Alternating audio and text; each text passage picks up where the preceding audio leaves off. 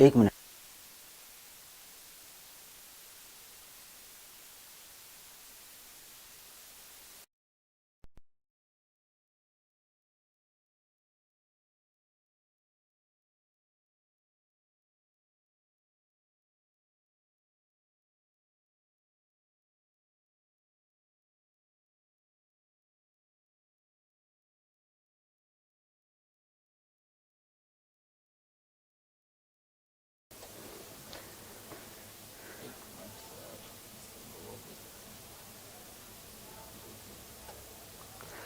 Hello, good afternoon student.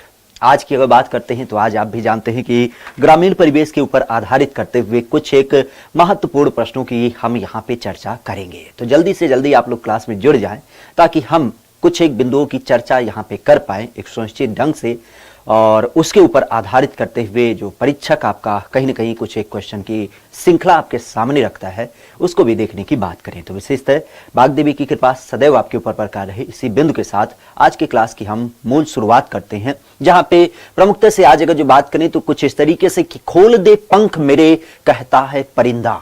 क्या कहता है कि खोल दे पंख मेरे कहता है परिंदा, अभी और उड़ान बाकी है, अभी और उड़ान बाकी है, जमीन नहीं है मंजिल मेरी, जमीन नहीं है मंजिल मेरी, अभी पूरा आसमान बाकी है। और जाहिर सी बात है कि जब कोई एक व्यक्ति लक्ष्य साधने के निकल पड़ता है तो उसका लक्ष्य कोई इतना बड़ा लक्ष्य ना होता है, पूरा अनंत आसमान उसका लक्ष्य होता है। और इसी कारण से कह रहा है कि वो जो एक नया अभ्यर्थी, नया विद्यार्थी है, वो अपने आप को इस तरीके से जलाना चाहता है, इस तरीके से तपाना चाहता है कि जब ये पूरे आसमान में खुले मन से उड़ता प्रतीत हो तो उसके सामने सारी चीजें एकदम शून्य नजर आए। और इस कारण से खासा ध्यान रखिएगा कि आप भी इसी तरीके से एक नया अध्याय रच सकते हैं, लेकिन बात वहीं पे होगी कि आपको लगातार और कठोर परिश्रम करना ही पड़ेगा। आज के क्रम की शुरुआत करते हैं सबसे पहले क्वेश्चन के साथ।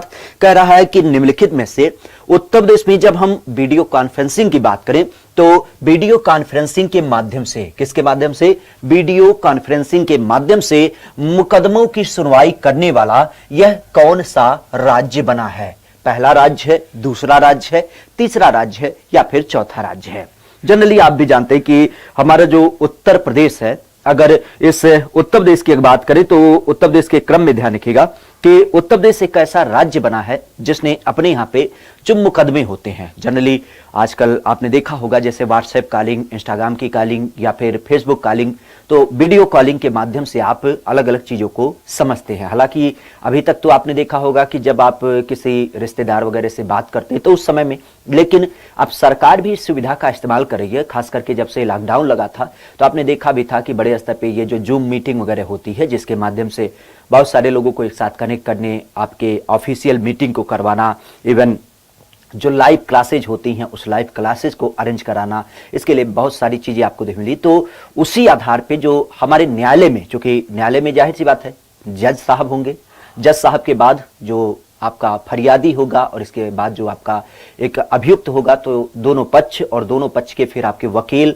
और 4-6 जो आपके समझने वाले आपके और प्रमुख विद्वान जो होते हैं वो उन सब चीजों से जुड़ते हैं। तो इस कारण से लगभग 15-20 लोगों की जो एक ग्रुप होती है, जो कमेटी होती है, जो एक मुकदमे के ऊपर सुनवाई करती है, तो सबकी राय को रखने के लिए और सबको जांचने के लिए। लेकिन अब कोविड है तो कोविड में कोई कहीं जा नहीं सकता, तो उसको ऑनलाइन अर्थात वीडियो कॉन्फ्रेंसिंग के माध्यम से जोड़ने के लिए इस व्यवस्था को हमारे यहाँ पे चालू किया गया। और अगर जो इसकी बात करते हैं तो इस मामले में हमारा उत्तर प्रदेश किस नंबर का राज्य बना? अगर जो इसकी बात करें तो हमने पीछे चर्चा भी किया था कि उत्तर प्रदेश देश का पहला राज्य बना है जिसने क्या किया है, वीडियो कॉन्फ्रेंसिंग के माध्यम से अपने यहाँ पे मुकदमे की सुनवाई करनी चालू कर दी है। और हमने बताया भी था कि इसको लेकर के जो प्रयागराज में, खास करके इलाहाबाद के न्यायालय की बात करें तो इलाहाबाद में जो हमारे उत्तर प्रदेश का न्यायालय है उसमें इस तरीके से पूरी वीडियो कॉन्फ्रेंसिंग की व्यवस्था भी डेवलप कर दी गई है।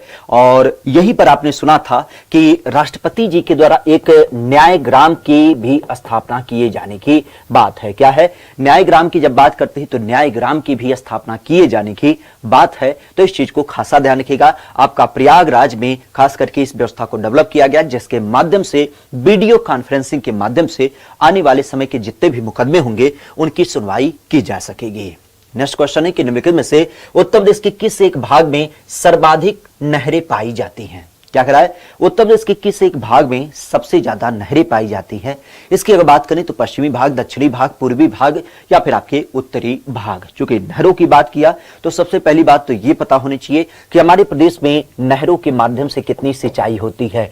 तो नहरों के माध्यम से हमारे प्रदेश में करीब करीब 15% सिंचाई आपको देखने को मिलती है। अगर जो नहरों की बात करें तो सबसे पुरानी नहर आपको पता होनी चाहिए। तो सबसे पुरानी नहर की जब बात करते हैं तो आपने सुना होगा पूर्वी यमुना नहर। क्या बोलते हैं? पूर्वी यमुना नहर की जब बात करें तो ये हमारे प्रदेश की और देश की सबसे पुरानी नहर होती है। इसके अलावा अगर जो हम सबसे बड़ी नहर की बात करें तो सबसे बड़ी नहर कौन सी होती है? तो सबसे बड़ी नहर आपकी शारदा नहर होती है। कौन सी? शारदा नहर की जब बात करते हैं जिसकी लंबाई 12,368 किलोमीटर है, ये हमारे प्रदेश की सबसे लंबी नहर होती है। इसके अलावा अगर देखा जाए तो देश की सबसे लंबी एकल नहर और देश की सबसे लंबी नहर की जब बात करें तो आप भी जानते हैं सरयू सहायक परियोजना के अंदर जो सरयू नहर बनाई गई है, खास करके 6,623 किलोमीटर की, ये हमारी एक नहर व्यवस्था जो कि देश की सबसे लंबी नहर हो जाती है। प्रमुखता से ध्यान रखिएगा, नहरों के जाल की जब बात करें तो नहरों की सर्वाधिक लंबाई आपके किस जिले में होती है? तो ये भी आप जानते हैं, काफी बार चर्चा में हमने किया है। लाल बरेली जिले की जब बात करते हैं तो यहां पे सबसे ज्यादा नहरों की लंबाई आपको देखने को मिलती है। प्रमुखता से ध्यान रखिएगा, क्योंकि हमारा पूर्वांचल जो है वहां पे बहुत सारी नदियों का जाल आपको मिलता है, बड़ी मात्रा में बाढ़ आता है। लेकिन जब हम पश्चिमी क्षेत्र की बात करें तो पश्चिमी उत्तर प्रदेश में कोई सिंचाई सुविधा दुरुस्त ना होने के कारण और थोड़ी सी मैदानी भूमि की जब बात करते हैं तो ये औसत से ऊंचा है। तो यहां पे सिंचाई व्यवस्था कैसे दुरुस्त किया जाए, इस कारण से नहरों के यहां पे सर्वाधिक जाल आपको देख मिलते हैं। तभी आपने सुना होगा कि जैसे पूर्वी यमुना नहर हो गया, इसके अलावा गंगा नदी के ऊपर अगर जो देखा जाए तो आपका ऊपरी गंगा नहर हो गया, मध्य गंगा नहर हो गया, फिर निचली गंगा नहर हो गई। तो मतलब कई सारी नहरी जो हैं वो आपके पश्चिमी भाग में बड़ी मात्रा में बनाई गई हैं। ठीक है, तो पश्चिमी भाग में सर्वाधिक नहरें देखने को मिलती हैं। निम्नलिखित में से ये जो बेतवा नहर है, तो इस बेतवा नहर का निर्माण किस एक वर्ष किया गया? बेतवा नहर, सीधी सी बात अगर देखा जाए तो बेतवा नहर किस नदी पर होगा? तो ये बेतवा नदी पर आधारित होगा। क्योंकि बेतवा नदी की बात की है तो एक चीज ध्यान रखिएगा, आपने झांसी का नाम अक्सर सुना होगा और झांसी में देखा जाए तो खासा रानी लक्ष्मीबाई बांध, क्या बोलते हैं? रानी लक्ष्मीबाई बांध की जब बात करते हैं तो ये यहीं पर स्थित है। और साथ ही साथ अगर देखा जाए तो यहीं पर ध्यान रखिएगा, लक्ष्मीबाई बांध के अलावा इसके नाम की जब बात करते हैं तो इसको हम कभी कभी क्या बोलते हैं, अपने यहाँ पे माता टीला बांध भी बोलते हैं। और माता टीला बांध की जब बात करें और रानी लक्ष्मीबाई बांध की जब बात करें तो ये दोनों बांध क्या होते हैं? आपके बेतवा नदी पर ही स्थित हैं। किस पे? बेतवा नदी पर ही स्थित हैं। इसके अलावा ध्यान रखिएगा, राजघाट बांध की जब बात करते हैं तो राजघाट नदी बांध की जब बात करते हैं तो राजघाट बांध भी आपका इसी बेतवा नदी के ऊपर आपको देखने को मिलता है। विशेष बेतवा नहर की जब बात करते हैं तो इस बेतवा नहर का निर्माण कब किया गया? तो बेतवा नहर विशेष ध्यान रखिएगा हमारे यहाँ पे खास करके सन 1885 में। कब? सन 1885 की जब बात करते हैं तो इस टाइम पे इसकी स्थापना हुई। किस समय काल में? तो आपकी जब कांग्रेस की स्थापना हुई थी। कांग्रेस आपको पता है ना, कांग्रेस की स्थापना सन 1885 में किसके द्वारा? ए.ओ. ह्यूम के द्वारा किया गया था। ध्यान रखिएगा, ए.ओ. ह्यूम की जब बात करते हैं तो ये एक ऐसा अंग्रेज अधिकारी था, इसका संबंध भी हमारे उत्तर प्रदेश से था। इटावा की जब बात करते हैं तो इटावा जिले का ये जिला कलेक्टर था। तो इसी के संबंध में हमारे यहाँ पे कांग्रेस की स्थापना हुई थी। और इसका जो पहला अधिवेशन हुआ था वह कहाँ पे हुआ था? कई बार क्वेश्चन में पूछा गया है, तो आपके बंबई में गोकुलदास तेजपाल संस्कृत विश्वविद्यालय की जब बात करते हैं तो वहां पे इसका पहला अधिवेशन हुआ था। ठीक है, नेक्स्ट क्वेश्चन की बात करते हैं कि निम्नलिखित में से उत्तर प्रदेश में ये जो अफजलगढ़ बांध आपको देख मिलता है यह कहां पर स्थित है? क्योंकि हमारे प्रदेश में बांध जो बनाए जाते हैं वो तय तरीके से बनाए जाते हैं। एक तो सिंचाई व्यवस्था को दुरुस्त करने के लिए कि कैसे हम किसी एक विशेष क्षेत्र में सिंचाई व्यवस्था दुरुस्त कर पाए, और दूसरे की जब बात करते हैं तो दूसरा होता है पीने के पानी उपलब्ध कराने के लिए। अर्थात किसी एक लोकेशन में जहां पे पीने का पानी नहीं उपलब्ध है तो वहां पे कैसे हम बैराज वगैरह बना के वहां पे शुद्ध आपका पानी उपलब्ध कराएं, तो इसके लिए ये बांध वगैरह बनाए जाते हैं। तो उसी क्रम में अफजलगढ़ बांध की जब बात करें तो यह हमें कहां पर देखने को मिलता है? ठीक है, अफजलगढ़ बांध, अफजलगढ़ बांध। अगर जो इसकी बात करें तो ये हमारे उत्तर प्रदेश में विशेषतः देखने को मिलता है। और इसकी जब बात करते हैं तो विशेष ध्यान रखिएगा, ये हमारे उत्तर प्रदेश के बिजनौर जिले में स्थित है। बाकी इस क्लास को लाइक करते हैं तो इस क्लास को लाइक भी करें और साथ ही साथ शेयर भी करें, क्योंकि आप भी जानते हैं कि बिजनौर जिले के अंतर्गत ही हमने कई बार चर्चा किया है हैदरपुर वेटलैंड का। किसका? हैदरपुर वेटलैंड की जब बात करते हैं तो हैदरपुर वेटलैंड क्या है, आपके इसी बिजनौर जिले में पड़ता है, जो कि देश का 47वें नंबर का क्या है, रामसर साइट होता है। अब आप पूछेंगे कि बाकी कौन है, तो 48वें नंबर का आपको पता होना चाहिए, खजड़िया वन्यजीव अभयारण्य, जो कि आपके गुजरात में पड़ता है। और इसके अलावा 49वें नंबर की जब बात करते हैं तो आपका बखिरा पक्षी विहार, और बखिरा पक्षी विहार की जब बात करते हैं तो ये आपके संत कबीर नगर जिले में पड़ता है। ठीक है, बिजनौर को खासा ध्यान रखिएगा, क्यों? क्योंकि ये हमारे यहाँ पे खास करके जब हम बात करते हैं तो ये काफी चर्चा में रहता है एक बिंदु को लेकर के, क्योंकि गंगा नदी यहाँ पे प्रवेश करती है और इसी कारण से गंगा नदी का इसको हम प्रवेश द्वार भी मानते हैं। और साथ ही साथ अगर देखा जाए तो बिजनौर जिला एक कारण से और ध्यान रखिएगा कि यहाँ पे जैसे गंगा नदी का प्रवेश द्वार माना जाता है, उसी तरीके से देखा जाए तो हमारे यहाँ पे जो मध्य गंगा नहर है, ये मध्य गंगा नहर आपको यहीं से देखने को मिलती है। और कभी हमने शायद चर्चा भी किया था कि इस बिजनौर को हम अपने यहाँ पे क्या करते हैं, छोटा पंजाब कहते हैं। ठीक है, छोटा पंजाब, उड़ता पंजाब नहीं, इसको छोटा पंजाब कहा जाता है, क्योंकि देखा जाए तो बिजनौर जिले में बड़ी मात्रा में लोग क्या करते हैं, आपके पंजाबी भाषा को बोलते हैं। तो इसी कारण से, चूंकि पंजाबी कल्चर भी यहाँ पे देखने मिलता है, तो इस कारण से बिजनौर काफी चर्चा में रहता है। ठीक है, नेक्स्ट क्वेश्चन है कि निम्नलिखित में से क्या करा है, निम्नलिखित में से किस एक नदी पर बैराज निर्माण के अंतर्गत खास करके कानपुर शहर को पेयजल आपूर्ति की जाती है? क्या करा है, किस एक बैराज के एवज में, सीधी सी बात, कानपुर नगर की अगर बात करें तो कानपुर नगर को पीने का पानी किस एक बैराज के माध्यम से उपलब्ध किया जाता है? वही बात कर रहा है कि किस एक नदी पर बैराज का निर्माण करके कानपुर शहर को पेयजल की आपूर्ति की जाती है। पेयजल, पीने का पानी किस एक बैराज के माध्यम से आपको देखने को मिलता है? गंगा, यमुना, गोमती या फिर आपकी राप्ती? तो इसका सही जवाब क्या होगा? कौन सा ऐसा बैराज है जिसके माध्यम से क्या होता है, हमारे यहाँ पे कानपुर शहर को पीने का पानी उपलब्ध होता है? पीने का पानी यहाँ पे विशेषतः आपको देखने को मिलता है। और पीने के पानी की जब बात करते हैं तो विशेष ध्यान रखिएगा, हमारे यहाँ पे जब हम बैराजों की बात करते हैं तो आपने सुना भी होगा कि गंगा नदी के ऊपर आधारित, किसके ऊपर? गंगा नदी के ऊपर आधारित करते हुए लवकुश बैराज, क्या नाम होता है? लवकुश बैराज। और हमने कई बार बताया कि लवकुश बैराज कहाँ पे, तो ये बनाया गया आपके बिठूर में। ठीक है, बिठूर की जब बात करते हैं तो इस बिठूर में लवकुश बैराज बनाया गया है, जिसके माध्यम से क्या होता है, ये जो कानपुर शहर है, तो इस कानपुर शहर को पीने का पानी उपलब्ध होता है। इसी तरीके से अगर देखा जाए तो आपने नाम सुना होगा गोकुल बैराज। क्या नाम है? गोकुल बैराज। गोकुल बैराज की जब बात करते हैं तो ये यमुना नदी के ऊपर बनाया गया है, और इसकी जब बात करते हैं तो ये मथुरा और आगरा शहर को पीने का पानी उपलब्ध कराता है। क्या होता है? मथुरा और आगरा शहर को पीने का पानी उपलब्ध कराता है। प्रमुख ध्यान रखिएगा, गोमती बैराज। और गोमती बैराज की जब बात करते हैं तो इसका संबंध किससे? तो गोमती बैराज की जब बात करते हैं तो इसके ऊपर आधारित करते हुए जो गोमती नदी है, कौन सी नदी?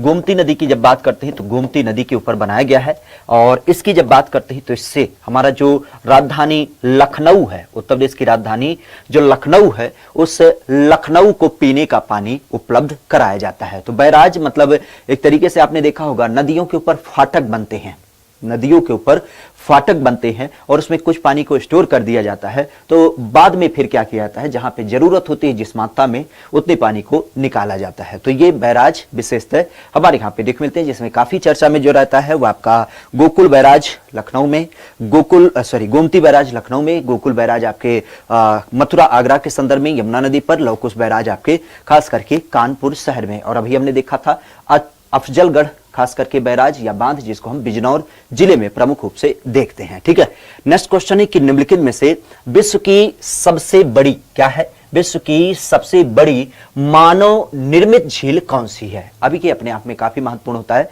क्योंकि ये विश्व की सबसे बड़ी है। तो देखते हैं कौन सी है। गंगा सागर झील है, गोविंद बल्लभ पंत झील है, या फिर आपका इंदिरा झील है, या फिर आपका इनमें से कोई नहीं है। ठीक है, तो क्या कह रहा है, विश्व की सबसे बड़ी मानव निर्मित झील। अब इस चीज को ध्यान रखिएगा, ये मानव निर्मित झील है और विश्व की सबसे बड़ी है। सबसे इंपॉर्टेंट बात, जनरली हम जब झील की बात करते हैं तो झील क्या होता है, झील एक ऐसा मतलब परिक्षेत्र होता है जहां पे हम देखते हैं कि अगर जो मान लेते हैं कुछ इस तरीके से पृथ्वी की संरचना है, तो वहां पे पानी जब इकट्ठा हो जाता है तो इसी को हम झील संरचना नाम देते हैं। स्थिर पानी की जब बात करते हैं तो स्थिर पानी की जो संरचना किसी एक जगह पे आपको देख मिलती है उसको हम सामान्यतः झील की संज्ञा देते हैं। अब होता क्या है, मान लेते हैं कोई एक पहाड़ी है, पहाड़ी से अगर जो मान लेते हैं कोई नदी आ रही है इस तरीके से, तो हमने क्या किया, इस पहाड़ी के एवज में यहाँ पे एक ऊंचा सा बांध बना दिया। अब जब बांध बना दिया तो इसका मतलब क्या होगा, पानी के रास्ते को हमने रोक दिया। अब ये जो पानी पहले फ्लो करता था वो क्या कर रहा है, यहाँ पे रुक गया। तो अभी हमने देखा कि अगर जो कोई स्थिर पानी का जो हमें एक संदर्भ देख मिलता है उसको हमने झील संज्ञा दी, तो यहाँ पे तो बड़ी मात्रा में पानी को हमने रोक लिया। और इस तरीके से पानी रोकने की घटना की जब बात करते हैं तो ये हमारे उत्तर देश में देख मिलती है। और सबसे महत्वपूर्ण बात अगर देखा जाए तो गोविंद बल्लभ पंत सागर बांध या फिर गोविंद बल्लभ पंत सागर झील की जब बात करते हैं, ये हमारे यहाँ पे काफी महत्वपूर्ण हो जाती है। क्यों? क्योंकि ये मानव निर्मित झील है। क्या है? मानव निर्मित झील की जब बात करते हैं तो ये आपको देखने को मिलती है। वर्तमान में अगर देखा जाए तो हमारा जो सोनभद्र नाम का जिला है, कौन सा? सोनभद्र नाम का जिला है, उस सोनभद्र जिले में प्रमुखता से स्थित है। और खासी अगर बात करते हैं तो हमने बताया भी था कि हमारे प्रदेश का जो तैरता हुआ सौर ऊर्जा प्लांट है, क्या है? तैरता हुआ जो सौर ऊर्जा प्लांट है उसकी भी स्थापना इसके ऊपर की गई है। विशेषतः अगर जो देखा जाए तो इसको हम रिहंद सागर बोलते हैं। क्या बोलते हैं? रिहंद सागर की भी संज्ञा देते हैं। क्यों? क्योंकि ये रिहंद नदी के ऊपर आधारित है। किसके? रिहंद नदी की जब बात करते हैं तो रिहंद नदी के ऊपर आधारित है। लेकिन हमारे उत्तर प्रदेश के जो पहले मुख्यमंत्री थे गोविंद बल्लभ पंत, तो उनके सम्मान में इसका नाम गोविंद बल्लभ पंत सागर बांध कर दिया गया है। ठीक है, तो इस चीज को ध्यान रखिएगा। नेक्स्ट क्वेश्चन है कि निम्नलिखित में से राष्ट्रीय ग्रामीण स्वास्थ्य मिशन की जब बात करें तो इस योजना की शुरुआत किस एक वर्ष की गई? क्या करा है? राष्ट्रीय ग्रामीण स्वास्थ्य मिशन योजना, तो इसकी शुरुआत किस एक वर्ष की गई? 2006 में, 2004 में, 2005 में या फिर 2007 में। ठीक है, तो राष्ट्रीय ग्रामीण स्वास्थ्य मिशन या जिसको हम नेशनल रूरल हेल्थ मिशन कहते हैं, सामान्यतः आपने सुना भी होगा इसका नाम NRHM। क्या बोलते हैं? NRHM या जिसको हम national rural health mission scheme के अंदर देखते हैं। जनरली होता क्या है, शहरों में आप भी जानते हैं कि शहरों में बड़े स्तर पे डॉक्टर आपके उपलब्ध होते हैं और सुविधाएं भी आपकी मुहैया रहती हैं। लेकिन जब हम गांव परिक्षेत्र की बात करते हैं तो पहली बात तो जो एक वर्ग होता है डॉक्टर के रूप में, वो गांव में ड्यूटी नहीं करना चाहता। बहुत सामान्य सी बात है। क्यों? क्योंकि वहां पे बेसिक सुविधाएं उपलब्ध नहीं होती हैं और उस का थोड़ा सा स्ट्रक्चर ऐसा हो चुका होता है कि वो बड़े बड़े शहरों में रहना चाहता है। पहली बात। दूसरी बात अगर देखा जाए तो गांव में वही खर्च-गंवार होते हैं। मतलब अगर जो तनी भाई कहीं चोट लगी तो वो डॉक्टर के पास जाएंगे नहीं, अपने ही क्या करेंगे, घर पे ही कुछ दवा कर लेंगे और बाद में जब एकदम ये वाली कंडीशन होगी तब डॉक्टर साहब के पहुंचेंगे, कहेंगे डॉक्टर साहब ये किनारवा तनी भाई दर्द होता है, देखा तो का हो गेल भाई। ठीक है, तो इस तरीके से यहाँ की चीजें होती हैं। तो लेकिन अब सरकार के लिए अगर जो देखा जाए तो हमने जनगणना में आपको बताया भी है कि अवर सेंसस अवर फ्यूचर, यानी कि हमारी जो जनसंख्या है वो हमारे लिए हमारा भविष्य होती है। तो इस आधार पर अगर देखा जाए तो जाहिर सी बात है ये हमारे संसाधन है, अब इनको बचाना है। और एक चीज ध्यान रखिएगा, पुराने समय काल में आपने देखा होगा कि किसी एक गांव में कभी कोई एक महामारी आ जाती थी तो पूरा का पूरा गांव साफ हो जाता था। अब उस घटना को हम दोहराए ना, तो इसी कारण से हम क्या करते हैं, अपने गांव के लोगों को स्वस्थ रखने की बात करते हैं। और हमारे यहाँ पे सस्टेनेबल डेवलपमेंट की जब बात करते हैं तो उसके गोल में भी स्वास्थ्य एक अनिवार्य अंग के रूप में सम्मिलित किया गया है। तो इस स्वास्थ्य को कैसे हम गाँव तक पहुंचाएं, इसके लिए इस स्कीम को चालू किया गया और जिसके अंतर्गत ये प्रमुखता से सन 2005 में क्या किया गया, प्रमुख रूप से चालू किया गया। नेशनल, खास करके नेशनल रूरल हेल्थ मिशन राष्ट्रीय स्तर की योजना है जो कि लगभग हर गांव में सामान्य रूप से उपलब्ध है। तभी आपने देखा होगा कि आपके गांव में जो छोटे छोटे PHC सेंटर होते हैं, आंगनवाड़ी केंद्र हो गए या फिर जो मिडवाइफ का केंद्र होता है, इवन आपने देखा होगा कि 2-4 ग्राम पंचायत को मिला करके एक छोटा सा अस्पताल बनता है। तो इन सब घटनाओं की जब बात करते हैं तो ये इसी योजना का पर्याय देखने को मिलता है। निम्नलिखित में से प्रधानमंत्री उज्ज्वला योजना क्या है? प्रधानमंत्री उज्ज्वला योजना की शुरुआत किस एक वर्ष में की गई थी? उज्ज्वला योजना तो सबसे पहली बात तो आपको यह पता होनी चाहिए, उज्ज्वला योजना जो हमारे यहाँ पे होती है वो मुफ्त गैस सिलेंडर को आधारित करके है। किसको? मुफ्त गैस सिलेंडर की जब बात करते हैं तो मुफ्त गैस सिलेंडर के ऊपर आधारित करते हुए यह आपकी उज्ज्वला योजना देखने को मिलती है। प्रमुखता से देखा जाए तो अभी उज्ज्वला 2.0 की भी शुरुआत की गई थी। कहां से? महोबा से।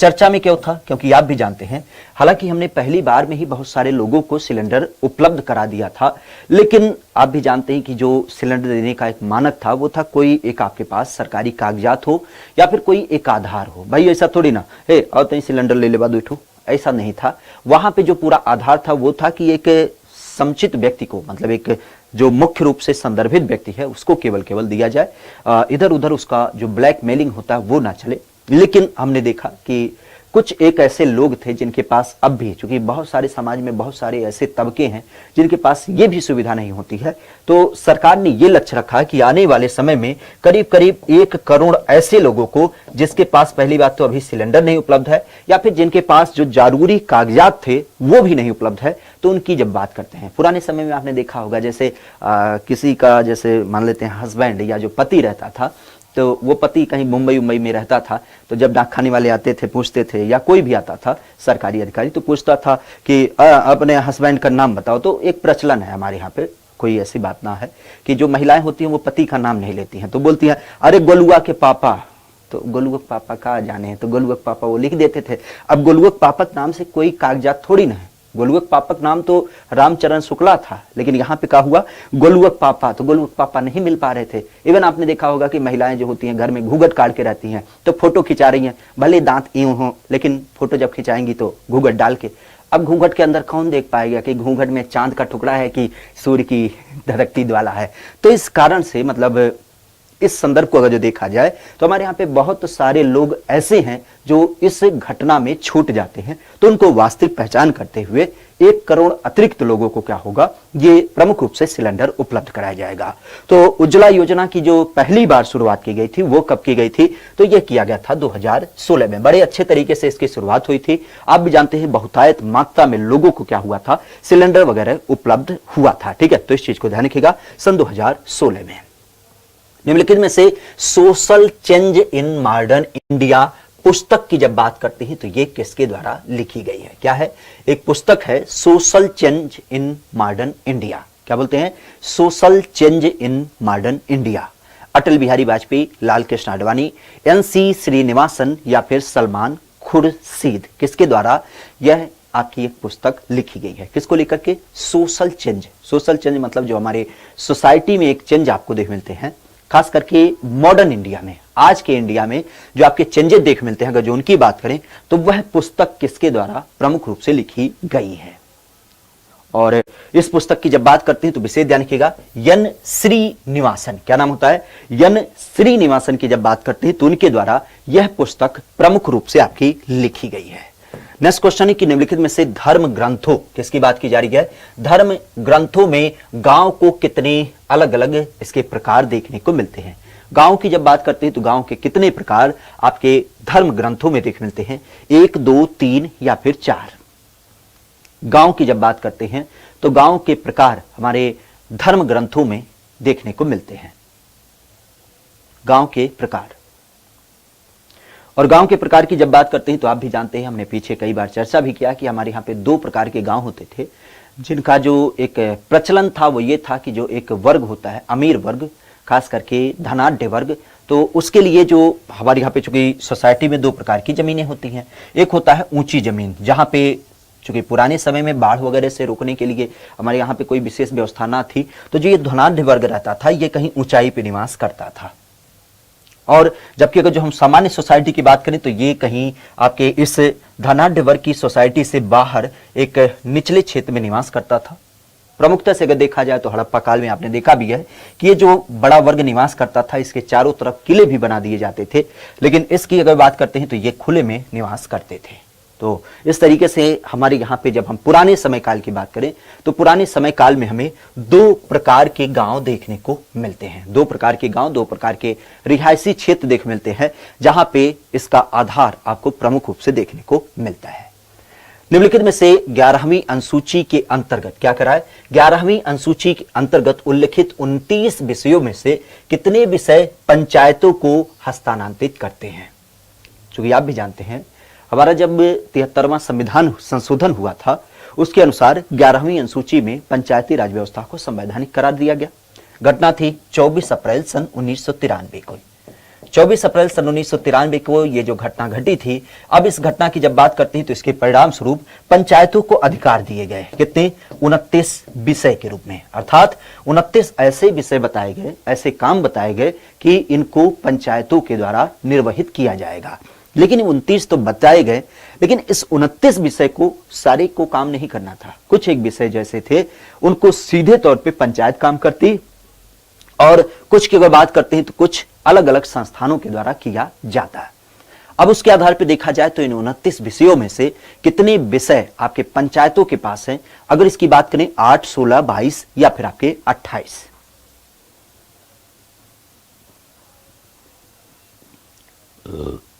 तो कितने विषय ऐसे हैं जो हमारे पंचायतों के पास होते हैं। जनरली पंचायतों के पास आप भी जानते हैं जैसे टैक्स लगाने का अधिकार, मेले हाट की व्यवस्था कराने के अधिकार, स्वस्थ पेयजल उपलब्ध कराना, स्कूली देखरेख की बात करना, सार्वजनिक स्थलों की देखरेख करना, जो कम्युनिटी प्लेसेज होते हैं उनको दुरुस्त कराना, इवन गांव में रास्ते का निर्माण कराना। तो ये सारे कार्य जो होते हैं वो आपने इसके अंतर्गत देखा भी होगा। तो पंचायतों के पास अगर जो मुख्य रूप से देखा जाए तो मुख्य रूप से 16 विषय होते हैं। कितने? 16 विषय की जब बात करते हैं तो 29 विषय तो सूची में है, 29 विषय सूची में है। जैसे मान लेते हैं कि गांव में कहा कि रोजगार उपलब्ध कराना है, अब पंचायत रोजगार कहां से उपलब्ध कराएगी? उसके पास संसाधन थोड़ी ना है। रोजगार उपलब्ध कराने के लिए जो पूरी व्यवस्था होगी वो ऊपर से आएगी। जैसे मनरेगा के अंतर्गत कोई स्कीम आ गई या कोई तालाब खुदाई कराने की बात हो गई या ऐसे कोई काम आ गए तो पंचायत इस कार्य को करवाएगी, लेकिन सृजन का जो पूरा आधार होगा वो तो कहीं ऊपर से होगा। तो इस कारण से कुछ ऐसे विषय यहाँ पे निर्दिष्ट किए गए हैं जो कि अलग अलग संस्थाओं के माध्यम से होंगे, लेकिन जो मुख्य होगा जैसे मेले की व्यवस्था कराना, तो मेले की व्यवस्था सीधे तौर पे पंचायत रिस्पॉन्सिबल होगी। तो इस कारण से 16 अलग अलग चीजें ऐसी होती हैं जो पंचायत क्या करती है, सीधे तरीके से करती है। ठीक है। निम्नलिखित में से नगर प्रमुख क्या कराए? नगर प्रमुख की जब बात करते हैं तो नगर प्रमुख के ऊपर कितने वर्ष तक अविश्वास प्रस्ताव नहीं लाया जा सकता है। अर्थात अविश्वास प्रस्ताव, इसकी अगर बात करें तो हमारे यहाँ पे जो नगर प्रमुख होता है, अर्थात कह सकते हो कि हमारे यहाँ पे जो मेयर साहब होते हैं उनके ऊपर खास करके कितने सालों तक हम अविश्वास प्रस्ताव नहीं ला सकते। हमने कभी चर्चा भी किया था कि ये जो पंचायतें बनती हैं तो पंचायतों के संबंध में जो प्रधान होते हैं या पंचायत प्रमुख होते हैं इन सबको हम समय के साथ हटा भी सकते हैं। क्यों? क्योंकि इनका निर्वाचन होता है। और एक चीज ध्यान रखिएगा, कोई भी व्यक्ति अगर जो निर्वाचित होता है तो उसे हम समय के साथ हटा भी सकते हैं। तो उसी दिन की संकल्पना की रही है कि अगर जो किसी एक प्रमुख को हमें हटाना है तो उसके लिए कितने समय के बाद एक अविश्वास प्रस्ताव लाया जा सकता है।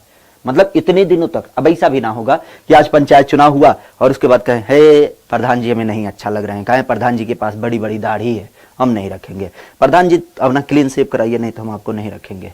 ये कोई तर्क थोड़ी ना होता है। अरे वो प्रधान जी हैं, चयनित हो चुके हैं, सरकार ने उनके ऊपर संसाधन खर्च किया है, समय खर्च किया है, उसके बाद उनका चयन हुआ है।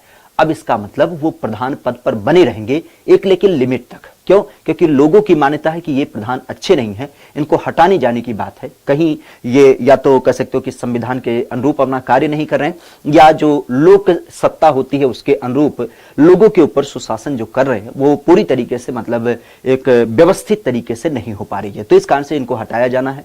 लेकिन अब जाहिर सी बात है सरकार ने इनके ऊपर संसाधन कर दिया तो ऐसा थोड़ी ना होगा कि आज प्रधान चले गए है चलो निकलो दूसरे प्रधान आएंगे, फिर से चयन किया जाए, फिर से चयन किया जाए। तो इस कारण से ये समय एक निर्धारित होता है कि इतने दिनों तक प्रधान नहीं हटाए जाएंगे। तो उसी की बात की जा रही है कि जो अविश्वास प्रस्ताव लाया जाता है वह कितने वर्षों तक नहीं लाया जा सकता है। तो ध्यान रखिएगा, अगर कोई प्रधान या फिर कोई प्रमुख ऐसा चुना जाता है तो उसके लिए 2 वर्ष अनिवार्य होते हैं। ठीक है, 2 वर्ष। भाई साहब खुले तौर पे घूमे, कोई टेंशन ना है, 2 वर्ष तक इनका कोई बाल बांका नहीं कर सकता है। मतलब अविश्वास प्रस्ताव अगर जो लाना होगा होगा तो चुनाव के 2 वर्षों तक इनके ऊपर कोई इनके ऊपर उंगली ना उठा सकता है, उसके बाद चाहे जो हो जाए। ठीक है, तो इस चीज को ध्यान रखिएगा।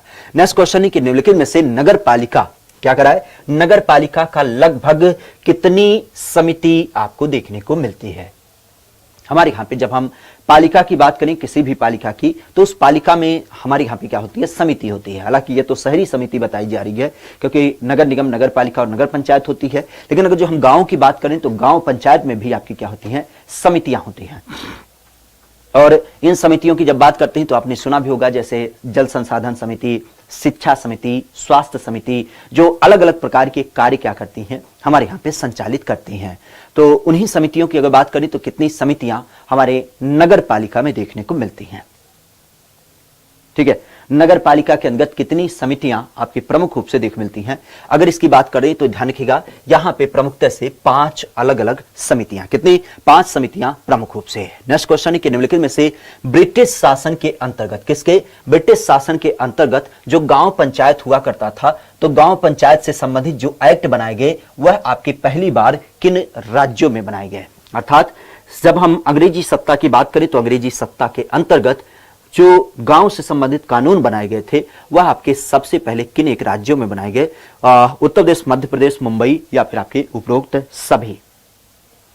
तो यहां पे जो कानून आपका बनाया गया अंग्रेजी शासन के अंतर्गत, तो जाहिर सी बात है आप भी जानते हैं, Bengal presidency, Madras presidency, Bombay presidency, और फिर आपका ये जो अवध वाले क्षेत्र की बात करें तो अवध प्रेसिडेंसी। तो मतलब जो आपके अलग अलग प्रेसिडेंसी हुआ करती थी वहां पे शासन सत्ता आधारित करने के लिए जो ग्राम पंचायत स्थानीय शासन की बात करता है, तो उसको लेकर के हमारे यहाँ पे जो व्यवस्था डेवलप की गई वो आपके उत्तर प्रदेश, मध्य प्रदेश और फिर साथ ही साथ आपके मुंबई, अर्थात उपरोक्त सभी में यह कानून आपके बनाए गए थे। निम्नलिखित में से उत्तर प्रदेश में ग्राम विकास संस्थान की जब बात करें तो यह आपको कहां पे दिख मिलता है, ग्राम विकास संस्थान। ग्राम विकास संस्थान का जो पर्याय है वो ये है कि गांव में जो हमें विकास करना है, उस विकास करने के लिए एक थिंक टैंक के रूप में अगर देखा जाए तो किस प्रकार से हम यहाँ पे काम करेंगे उसको लेकर के, और साथ ही साथ जो ग्राम विकास से संबंधित व्यक्ति होते हैं उनका समय समय पे प्रशिक्षण करना, जैसे बीडीओ साहब हो गए, लेखपाल साहब हो गए, प्रधान जी हो गए, तो यही सब तो गांव का विकास करते हैं जमीनी तौर पर। तो उन लोगों का भी समय समय पर प्रशिक्षण करना, उनको गाइड करना, उनकी मीटिंग वगैरह करानी, तो उसके लिए एक ग्राम विकास संस्थान हमारे यहाँ पे स्थापित किया गया है। और अगर जो इसकी बात करते हैं तो ये कहाँ पे है, तो आपने सुना भी होगा, राजधानी लखनऊ में पड़ता है। ठीक है, राजधानी लखनऊ की जब बात करते हैं तो जब आप अलीगंज में जाते हैं तो अलीगंज में ये संस्थान आपको देखने मिलता है, खास करके ग्राम विकास संस्थान, जहाँ पे लेखपालों के प्रशिक्षण की बात हो, चाहे बीडीओ के प्रशिक्षण की बात हो, या समय समय पे उनके ट्रेनिंग वगैरह की बात हो, तो ये आपके लखनऊ में देखने को मिलता है। क्या करा है, निम्नलिखित में से international service for national agriculture research कहाँ पर है। क्या करा है, international service for national agriculture research कहां पर आपको मिलता है। ये इंटरनेशनल है, ध्यान रखिएगा, ये उत्तर प्रदेश में ना होगा। इसका मतलब क्यों, क्योंकि इंटरनेशनल है, अंतरराष्ट्रीय स्तर का एक जो एग्रीकल्चर के ऊपर आधारित करता हुआ रिसर्च सेंटर है वह आपको कहां पे देख मिलता है, स्विट्जरलैंड, फिलीपींस या फिर जिनेवा या फिर द हेग में, कहां पे यह संस्थान आपको देखने को मिलता है। इंटरनेशनल सर्विस फॉर खास करके नेशनल एग्रीकल्चर रिसर्च इंस्टीट्यूट। और यहां पे अगर देखा जाए तो ये संस्थान प्रमुख रूप से आपके द हेग में, कहां पे, द हेग की जब बात करते हैं तो वहां पे प्रमुख रूप से ये संस्थान आपको देखने को मिलता है। निम्नलिखित में से लाला लाजपत राय किसके नाम पे, लाला लाजपत राय के नाम पे एक आपका पशु चिकित्सा और पशु विज्ञान विश्वविद्यालय देखने मिलता है। क्या करा है, हमारे यहाँ पे लाला लाजपत राय के नाम पे एक पशु चिकित्सा और पशु विज्ञान विश्वविद्यालय देखने मिलता है, जो कि आपके हरियाणा, मध्य प्रदेश, उत्तर प्रदेश और राजस्थान में स्थित है। तो इसकी जब बात करते हैं तो ये कहां पे, मध्य प्रदेश, राजस्थान, हरियाणा या फिर आपके उत्तर प्रदेश में है। लाला लाजपत राय, आपने सुना भी होगा, लाला लाजपत राय का नाम काफी मशहूर भी होता है। क्यों, क्योंकि आप भी जानते हैं कि लाल बाल पाल की जो जोड़ी थी उसमें के प्रमुख रूप से एक व्यक्ति के रूप में इनका नाम काफी चर्चा में रहता है। तो लाला लाजपत राय की जब बात करते हैं तो इनके सम्मान में, इनके नाम से एक प्रमुखता से एक पशु चिकित्सा विज्ञान विश्वविद्यालय देखने को मिलता है। तो ये कहाँ पे स्थित है? क्योंकि ध्यान रखिएगा, लाला लाजपत राय की जब बात करें तो इनकी जो कर्म भूमि थी वह हरियाणा में थी। कहाँ पे? हरियाणा से ये संबंधित थे, तो इसी कारण से हरियाणा में इनके नाम से एक प्रमुखता से पशु विज्ञान विश्वविद्यालय और साथ ही साथ पशु चिकित्सा विद्यालय देखने को मिलता है। निम्नलिखित में से भारत को कितने, क्या कह रहा है, भारत को कितने कृषि जलवायु क्षेत्रों में डिवाइड किया गया है? कितने, भारत को कुल कितने कृषि जलवायु क्षेत्रों में डिवाइड किया गया है? हमने इसके ऊपर कई बार चर्चा किया है कि अगर जो हम उत्तर देश के कृषि जलवायु क्षेत्रों की बात करें तो उत्तर देश के जो कृषि जलवायु क्षेत्र हैं उनकी संख्या कितनी होती है? तो उनकी संख्या होती है 9। प्रमुखता से उत्तर प्रदेश की अगर बात करें तो उत्तर प्रदेश में जब हम बात करते हैं कृषि पारिस्थितिकी जोन की, तो कृषि पारिस्थितिकी जोन की संख्या कितनी होती है? तो इनकी संख्या होती है हमारे यहाँ पे 20। साथ ही साथ अगर देखा जाए तो उत्तर प्रदेश के अंतर्गत ही हम जब मिट्टी की बात करें तो मृदा समूह कितनी होती है? तो मृदा समूह जो होती है वो होती है 8। अब यहाँ पे पूछा है उत्तर प्रदेश के बारे में नहीं, ये तो हमने उत्तर प्रदेश के बारे में लगे हाथ बता दिया, लेकिन उत्तर प्रदेश के अलावा जब हम देश की बात करें तो देश में कितने कृषि जलवायु क्षेत्र हैं? तो इसका क्रम ध्यान रखिएगा, हमारे देश में वर्तमान में कुल कृषि जलवायु क्षेत्रों की संख्या 15 आपको देखने को मिलती है। ठीक है, नेक्स्ट क्वेश्चन है कि निम्नलिखित में से ग्रामीण खाद्य बैंक योजना, क्या कह रहा है, ग्रामीण खाद्य बैंक योजना के अंतर्गत कितना अनाज निःशुल्क लिया जा सकता है? जनरली क्या होता है, हमारे यहाँ पे कुछ ऐसे गांव हैं, कुछ ऐसे स्थित हैं जहां पे ये ग्रामीण खाद्य बैंक स्थापित किया गया है। पर्याय क्या है? तो वही कि गांव के लोगों का सम्मिलित करते एक ग्रुप, जहां पे कुछ लोग क्या करते हैं, जैसे आपने एक बैंक सुना होगा रोटी बैंक, तो रोटी बैंक के पास खुद की रोटी थोड़ी ना होती है, उसके पास जो रोटी होती है वो ये होती है कि जिनके घरों में खाना बच जाता है तो वो उसको दे देते हैं। तो उसी तरीके से हमारे यहाँ पे एक कॉन्सेप्ट लाया गया कि गाँव में सबके पास लगभग अनाज उत्पादित होता है, लगभग, तो सब क्या करेंगे, बहुत ज्यादा ना, 5 किलो 2 किलो 10 किलो इस तरीके से अनाज डोनेट कर देंगे। अब वो जब अनाज इकट्ठित हो जाएगा तो हो सकता हो गांव में कोई ऐसा वर्ग हो, मतलब बिल्कुल गरीब हो, जिसके घर पे लड़की की शादी हो, या गरीब के अलावा कोई ऐसा भी व्यक्ति जिसके खेत में आग लग गई या सूखा पड़ गया तो अनाज उत्पादन अच्छी तरीके से नहीं हुआ, तो उसको भी जरूरत पड़ेगी। तो इस अनाज का इस्तेमाल वो क्या करेगा, यहां से लेकर के कर लेगा, बाद की उसके एवज में चाहे पैसे की चुकती, चाहे बाद में फिर अनाज को उसमें जमा करके कर पाएगा। तो ये एक श्रृंखला चली आती है, तो इसको हमारे यहाँ पे चालू किया गया। तो अगर जो कोई व्यक्ति इस संस्था से जुड़ा है और इस बिंदु को देखता है, इस बिंदु को आधारित करता है, तो कितने किलोग्राम अनाज वह विशेषतः प्राप्त कर सकता है एक बार में? तो ध्यान रखिएगा, यहाँ पे 100 किलोग्राम, कितना, 100 किलोग्राम अनाज की जब बात करते हैं तो यह निःशुल्क प्राप्त किया जा सकता है ग्रामीण खाद्य बैंक योजना से। किससे? ग्रामीण खाद्य बैंक योजना से। नेक्स्ट क्वेश्चन है कि निम्नलिखित में से ऋण समितियों के द्वारा, किसके द्वारा, ऋण समितियों के द्वारा कृषक सदस्यों को कितने % पर ब्याज दिया जाता है? जनरली आपने सुना भी होगा, हमारे यहाँ पे गांव में छोटी छोटी कम्युनिटी बनती हैं, अरे वो बिस्सी वाली कमेटी की जब बात करते हैं, शहरों में आपने देखा होगा 10-20 लोग मिल करके क्या करते हैं, अपना ग्रुप बना लेते हैं जिसको हम कमेटी नाम देते हैं, बिस्सी टाइप का होता है। 20 लोग मिल करके गांव में जनरली ग्रुप बनाते हैं, तो 5-5 2-2 हज़ार जैसा जैसा बैलेंस आता है सब जमा करते रहते हैं। तो उसी प्रकार से हमारे यहाँ पे ऋण समितियां बनाई गई हैं, और इसका पर्याय क्या होता है कि जैसे मान लेते हैं कि अगर जो हम 5 लोगों की बात करें, 5 ना 20 लोगों की बात करें, तो 20 लोग अगर जो किसी समिति में जुड़े हैं और संयोग से उन्होंने एक व्यक्ति ने 5-5 हज़ार रुपए डोनेट किया, तो इस कंडीशन में क्या होगा, 20-25-100, अर्थात कह सकते हो कि 1 लाख रुपया एक महीने में तैयार हो गया। अब एक सुविधा होती है कि इस 1 लाख रुपए को क्या किया जाएगा, इन 20 लोगों के अंतर्गत बोली लगाई जाएगी, और जो व्यक्ति इसकी बोली लगाएगा, क्योंकि उस पर कुछ एक्स्ट्रा अमाउंट पे करना पड़ेगा, तो तात्कालिक रूप से उससे 1 लाख रुपए मिल जाएंगे। अब जाहिर सी बात है, गांव में 1 लाख रुपए मिल जाना अपने उद्योग, अपने रोजगार के लिए काफी व्यवस्थित चीज होती है। क्यों? क्योंकि वैसे कहां पे पाओगे पैसा, या तो ब्याज पे पैसा उठाओ, नहीं तो बैंक से उठाओ। तो इस कंडीशन में ये जो कॉन्सेप्ट होता है, ये तो हालांकि बिस्सी का कॉन्सेप्ट है, लेकिन इसके अलावा हमारे यहाँ पे जो ऋण समितियां होती हैं वो भी इसी के पर्याय पे काम करती हैं। तो जब ये लोन देती हैं तो इसका मतलब ऐसा थोड़ी ना हमारे पास पैसा रखा है, ले जाओ खुले में दबा के, जब मन करेगा तब वापस करना, ऐसा कॉन्सेप्ट ना होता। क्यों? क्योंकि इन ऋण समितियों को आगे भी और काम करना है, और इनकी व्यवस्था को दुरुस्त करने के लिए थोड़ी बहुत खर्च की जरूरत होती है, तो उसको क्या किया जाता है, इस ब्याज के एवज में ले लिया जाता है। अब एक चीज ध्यान रखिएगा कि पुराने समय के में जो साहूकार थे वो तो खून चूस लेते थे पूरी तरीके से, लेकिन ऋण समितियां ऐसा नहीं करती हैं। वो केवल एक नॉमिनल प्राइस लेती हैं, जिसके माध्यम से आपके ऊपर भार भी ना पड़े और इनका जो कार्य संचालन हो वो सुनिश्चित रूप से चल भी पाए।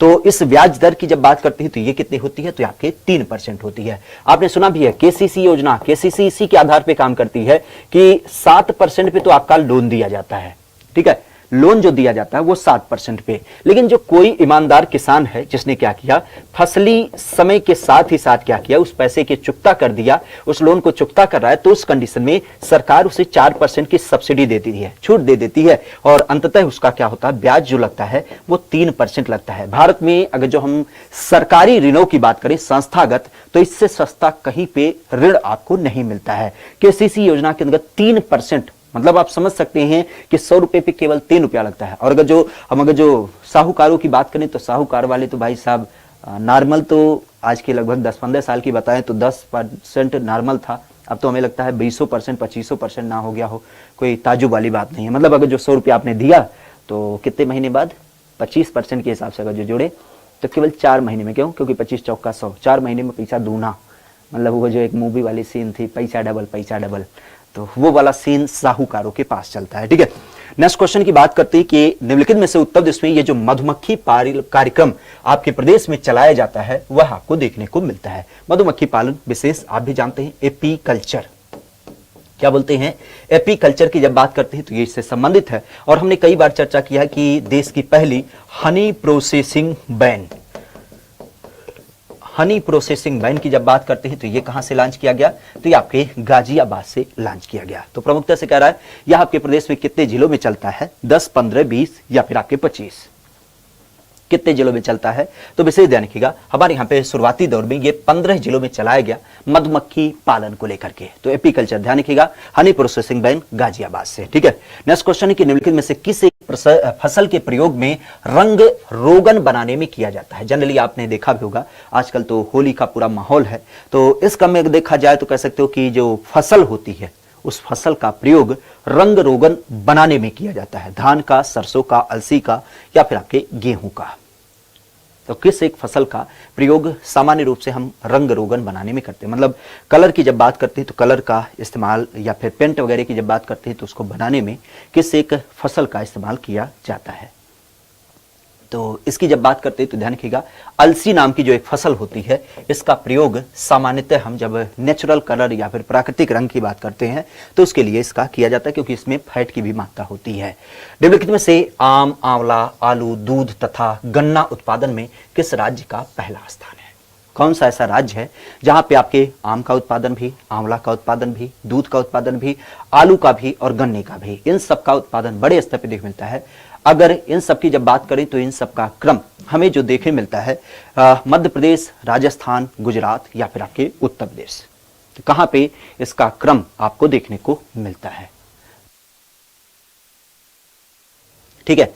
इसकी जब बात करते हैं तो इन सब का क्रम हमें देखने को मिलता है। तो आप भी जानते हैं जब हम अपने प्रदेश की बात करते हैं तो हमारा प्रदेश इन सब मामलों में पहले नंबर पे है। और इसी के साथ ध्यान रखिएगा कि हमारा उत्तर प्रदेश खाद्यान्न उत्पादन में भी पहले नंबर पे है। साथ ही साथ गेहूं की जब बात करें तो गेहूं के उत्पादन में भी पहले नंबर पे है। इसके अलावा देखा जाए तो यहीं पर हमारा प्रदेश पशुधन के मामले में भी क्या है, पहले नंबर पे है। मेंथा आयल की जब बात करें तो मेंथा आयल के मामले में भी, तरबूज की जब बात करें तो तरबूज में भी और खरबूज में भी, मतलब अलग अलग चीजों के उत्पादन में आपका उत्तर प्रदेश क्या है, पहले नंबर पे आपको देखने को मिलता है। निम्नलिखित में से उत्तर प्रदेश में कितने राज्य क्या है, कितने राज्य में गौ सदन आपको देखने मिलता है। गौ सदन अर्थात जो गौवंशीय जानवर होते हैं उनके लिए जो गौ सदन या एक तरीके से शेल्टर बनाए गए हैं वो आपको कहां पे देखने मिलता है। प्रमुख रूप से अगर देखा जाए तो सबसे पहली बात ध्यान रखिएगा, हमारे यहाँ पे जब हम गौ सेवा आयोग की जब बात करते हैं तो इसकी स्थापना सन 1988 में की गई। प्रमुखता से अगर देखा जाए तो आप भी जानते हैं इसके जो अम्बेसडर की बात की जाती है तो वर्तमान में जो अम्बेसडर बनाई गई थी वो थी आपकी हेमा मालिनी। क्या नाम था, हेमा मालिनी आपकी गौ सेवा आयोग की ब्रांड अम्बेसडर भी थी। और साथ ही साथ अगर देखा जाए तो यहीं पे आपने सुना था प्रदेश का पहला गौ अभ्यारण्य, और गौ अभ्यारण्य की जब बात करते हैं तो ये कहां पे स्थापित किया गया, तो यह स्थापित किया गया आपके मिर्जापुर में। और ध्यान रखिएगा गाय वंश के जानवरों को संरक्षित करने के लिए हमारे यहाँ पे खास करके आश्रित पशु सहारा योजना हमारे यहाँ पे चलती है मुख्यमंत्री के नाम पे, जहां पे 900 रुपए प्रति महीने क्या होता है, प्रति जानवर के हिसाब से जो लाभार्थी होते हैं, जिन लोगों ने जानवरों को अपने घर पे रख रखा है, उनको यहाँ पे पैसा भी दिया जाता है। आप भी जानते हैं, चूंकि जानवर की बात की है तो यहाँ पे नंद बाबा पुरस्कार खास करके दूध के उत्पादन से संबंधित है, जहां पे कोई व्यक्ति देसी गायों से दूध का सबसे ज्यादा उत्पादन करता है। और गोकुल पुरस्कार की जब बात करते हैं तो गोकुल पुरस्कार भी हमारे यहाँ पे क्या होता है, दूध के उत्पादन से है, जहां पे कोई भी किस्म की जानवर हो लेकिन पूरा एक बड़ी मात्रा में दूध उत्पादित होता है तो ये पुरस्कार दिया जाता है। तो कह रहा है कि राज्य में कितने आपके गौ सदन आपको देख मिलते हैं। अगर इनकी बात करते हैं तो इनकी संख्या वर्तमान में 8 हो जाती है। कितनी? 8 की जब बात करते हैं तो ये 8 आपको देख मिलते हैं। ठीक है, नेक्स्ट क्वेश्चन की निम्नलिखित में से भारतीय बैंकों के द्वारा किसान क्रेडिट कार्ड योजना की जब बात करते हैं तो इस योजना की शुरुआत कब की गई? क्या कह रहा है हमारे यहाँ पे किसान क्रेडिट कार्ड योजना की जब बात करते हैं तो इसकी शुरुआत कब की गई? इसका जवाब आप कमेंट करके बताएंगे और साथ ही साथ ये भी बताएंगे कि आखिर जब ये योजना चालू की गई तो उस समय किस समिति के सिफारिश पे की गई। और देखा जाए तो उस समय देश के प्रधानमंत्री कौन थे, और प्रधानमंत्री के अलावा देखा जाए तो उस समय कौन वित्त मंत्री थे। जाहिर सी बात है कि वित्त मंत्री वगैरह के द्वारा ही क्या होता है, ये सारे अलग अलग स्कीम चालू किए जाते हैं। ठीक है, तो केसीसी योजना की जब बात करते हैं तो केसीसी योजना खास करके कब चालू हुई, किस समिति के आधार पर हुई, प्रधानमंत्री का कार्यकाल क्या था और वित्त मंत्री उस समय पे कौन थे? तो इसका जवाब आप कमेंट बॉक्स में करिएगा। बाकी क्लास कैसी लगती है इसको भी बताने की कोशिश करिएगा। अभी तक अगर जो आपने टेस्ट वाले नहीं ज्वाइन किया तो इसे भी ज्वाइन कर लीजिए, क्योंकि आपकी तैयारी को धार देने के लिए ये काफी महत्वपूर्ण आपको देखने मिलता है। बाकी इस चैनल पर नए हैं तो इस चैनल को लाइक शेयर सब्सक्राइब भी कर लेंगे, क्योंकि आपकी तैयारी को धार देता हुआ एग्जामपुर हमेशा आपके साथ अनवरत तरीके से तैयार रहता है। बाकी सेशन कैसा लगा इसे जरूर बताएंगे, क्वेश्चन का जवाब कमेंट बॉक्स में करेंगे। आज के सेशन को यहीं तक रखते हैं, बाकी अगले सेशन में पुनः मुलाकात होगी। तब तक के लिए thank you, all the best, bye bye, take care.